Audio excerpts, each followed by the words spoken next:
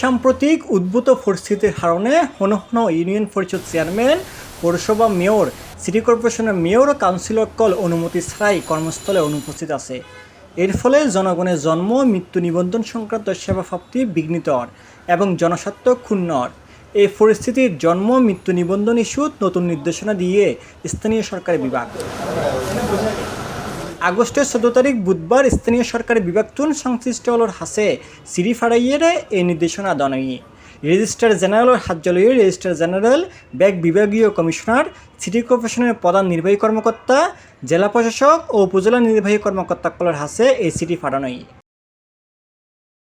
কর্মস্থলে অনুপস্থিত মেয়র ও কাউন্সিলরগুলোর পরিবর্তে সংশ্লিষ্ট জেলার উপপরিচালক, স্থানীয় সরকারের প্রয়োজনীয় সংখ্যক দায়িত্বশীল কর্মকর্তাসকলের জন্ম মৃত্যু নিবন্ধকে দায়িত্ব দিব।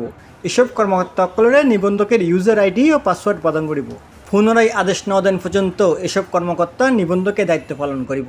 এ বিষয়ে চট্টগ্রাম সিটি কর্পোরেশনের প্রধান নির্বাহী কর্মকর্তা শেখ মোহাম্মদ তৌহিদুল ইসলাম হয়, আমাদের প্রথম দিকে যদিও আমাদের কাউন্সিলর মহোদয়ের অনুপস্থিত ছিলেন, কিন্তু এখন মোটামুটি কম বেশি অনেকেই অফিসে চলে আসছেন, বেশিরভাগ অফিস করছেন, কিন্তু এরপরও এখনও পর্যন্ত আমি যেটা উল্লেখ করেছি 20 জনের মতো অফিসে আসছেন না।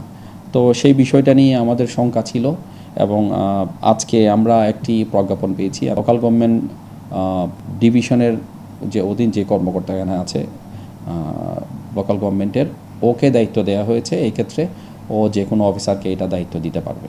তো আমি আশা করছি এটা কালকে পরশুর মধ্যে আমরা এটা সেটেল করতে পারব। C+ TV, Chittagong.